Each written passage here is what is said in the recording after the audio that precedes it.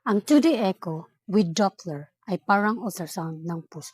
Ginagamit ito para makita laki ng puso, lakas ng pagbomba, kondisyon ng valves, daloy ng dugo. Ito ang Doppler. Ganito kadalasan basahin. Una, mga chamber ng puso. Makikita kung normal o malaki ang LA o left atrium, LV o left ventricle, RA o right atrium, and RV, right ventricle.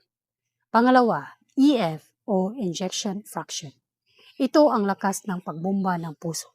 Ang normal, mga 55 to 77%.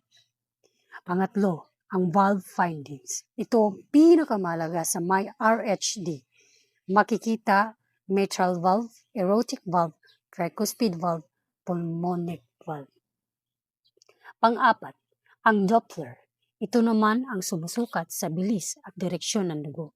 Dito nalalaman gaano kasikip ang valve, gaano kalakas ang tagas at pressure sa puso.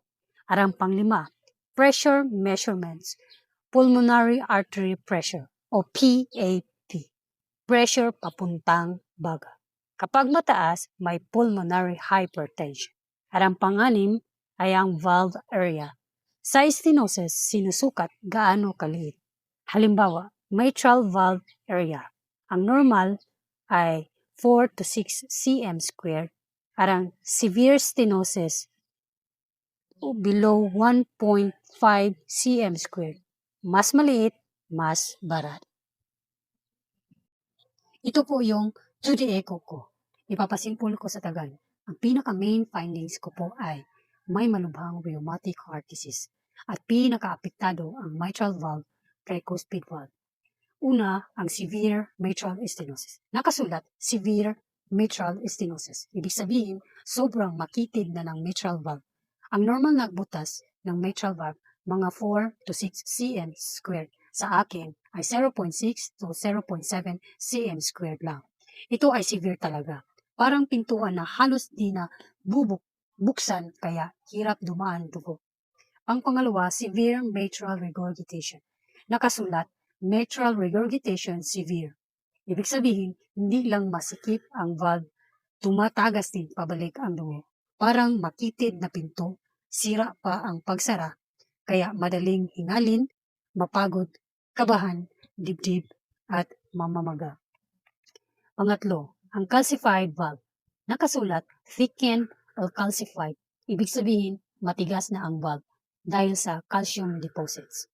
Parang kalawang o bato na kumapit sa valve kaya di na gumagalaw ng maayos.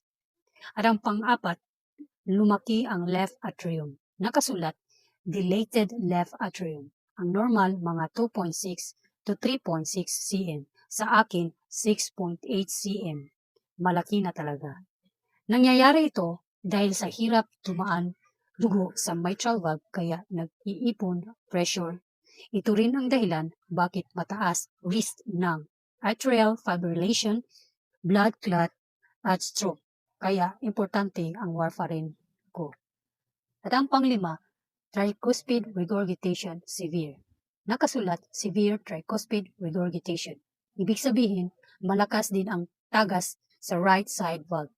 Ito madalas dahilan ng pamamaga, tiyan, namamagang paa, paglaki ng atay at paninikip ng tiyan. Ang pang-anim, pulmonary hypertension. Nakasulat, pulmonary artery pressure equals 65 mmHg. Ang normal, mga below 25. Sa akin ay 65. Mataas na pressure sa ugat, papuntang baga. Kaya hinihingal, mabilis mapagod at minsan nahihilo. At ang pangpito, EF, 48%. Ejection fraction. Ito ang pumping strength ng puso. Ang normal, 55 to 70%. Sa akin, 48%. At ang pangwalo, minimal pericardial effusion. Ibig sabihin, may kaunting fluid sa paligid ng puso. Minimal pa naman kaya maliit pa. At ang pangsiyam, fuse commissures thickened chordate, ibig sabihin, nagkadikit-dikit at kumapal ang parte ng valve. Karaniwan ito sa matagal ng RHD o rheuma sa puso.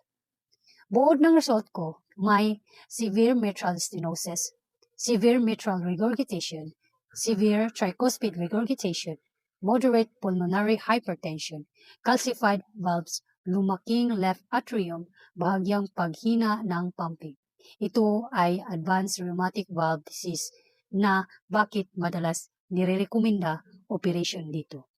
Dahil sobrang liit na ng valve opening, severe ng tagas, mataas na pressure sa baga, may enlargement na ng chambers. Karaniwan sa ganitong findings, valve replacement, minsan repair, plus annuloplasty, ang pinag-uusapan ng cardio-surgeon. Pero may magandang side pa rin. Hindi nakasulat na may clot sa puso, sobrang bagsak sa EF, severe RF, or failure, kaya may mga bagay pa rin pwedeng maagapan.